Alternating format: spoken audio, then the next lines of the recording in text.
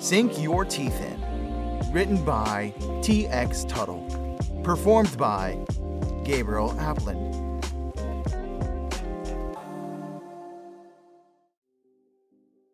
One of the interns was sent to pick up muffins today. Not just any muffins. Thimble cake muffins. I suppose an argument could be made that they are cupcakes, but no one cares to make that distinction when they are eating one. They made their way into the office as soon as I was directed into my first meeting. I practically heard everyone cheering when they arrived. That's understandable. They are life-changing. The dirty chocolate one I would let do unspeakable things to me if it wanted to. It will be at my wedding.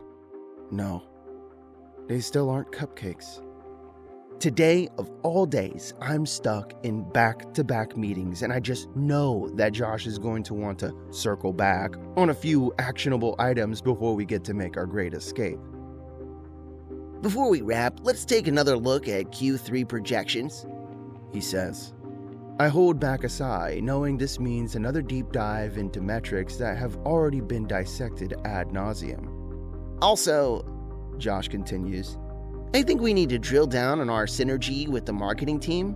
There's a few factors for our key demographics that we can capitalize on. I nod vigorously to ensure he can catch my head movements in his peripherals and make a note to touch base with marketing later. Let's not boil the ocean, he adds, but we should aim to move the needle by EOD. I wish I could say that I've abandoned all hope that there are any muffins left, but that's all I was thinking about. Amidst a shroud of monotony, I could picture them. I could taste them. I zoned out the remainder of the meeting while imagining myself just going to town on a box of them. That made me grin from ear to ear. I have no idea how much time has passed. Gordon, did you get all that? Josh's voice pierces into my head like a spoon, sending me rushing back to my sad reality. Everyone in the room was looking at me. Absolutely, I replied. To recap, we're looking to leverage our core competencies to drive synergistic outcomes. Push marketing to focus on low-hanging fruit so we can form a solution by end of day. Of course, we'll circle back on any action items to maintain alignment across all verticals. Josh nodded in agreement. Good. Let's touch base later today. Let's get to work, people. Sounds good. I was already planning my route to the break room. On my way over, I see two people stride up to the counter and walk away happily with a muffin in hand. No one had tossed away the box. There must be some left. Within a few feet of the break room, I was stopped by Christian. He had dropped off some paperwork at my desk and was making sure that I had time to review it. I didn't hear much of what he said. I was too busy trying to look around him and get a look at muffins. I caught a peek in the box as Tracy opened it and grabbed one, chuckling about some date she had the night before, probably. There was one left. Yeah, I'll get back to you ASAP. I interjected and physically brushed Christian off as politely as I could. This was a place of work, after all. I opened the door and basically float my way through the groups of people towards the box. As I'm getting closer, I lock eyes with Janice, a rotund and slovenly woman from the accounting department, a despicable woman who likely smelled of cats and seasonal depression.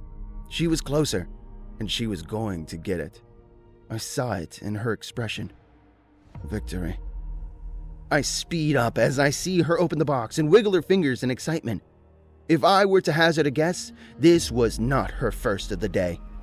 I make it just in time to have my hand on it at the exact same time as she does. A standoff. She says with the exact tone you're imagining. That's my cupcake, Gordon. As she snatches it and begins to pull it to her face.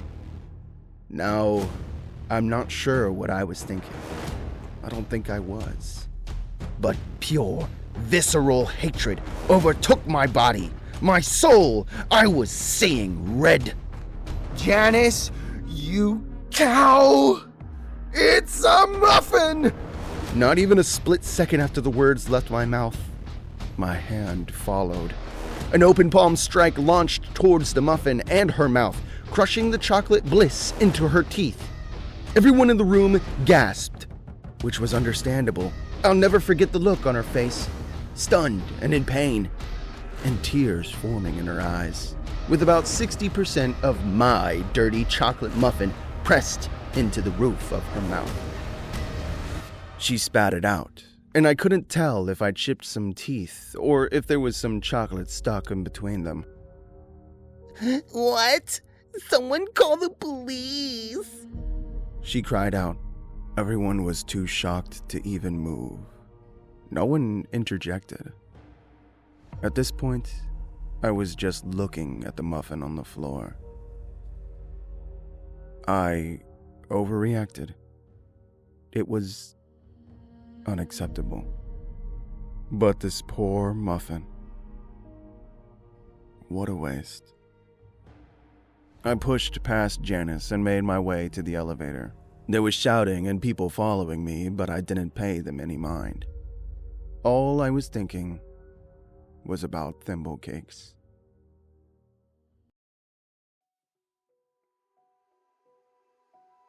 Now, I'm sitting in the park, enjoying my muffin with a cappuccino from the cafe across the street from the bakery.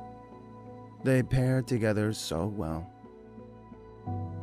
I'll make my way back to the office when I'm done. But it's not likely that I'll have a job when I return. I was also probably facing assault charges at the very least. I am content.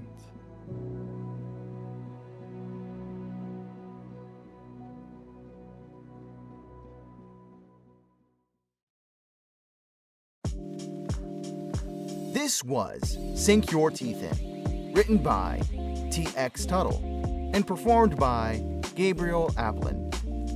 If you liked the story, you can check out other episodes or more work by T.X.Tuttle linked in the description. He is working on a story titled Cosmosaic on Royal Road and Substack, though is currently on a brief pause. He also has work coming out soon called Pulse, and is teasing a new saga about the infamous, or famous, Barnsfiddles. This week's prompt was, and then there was one. See link in the description.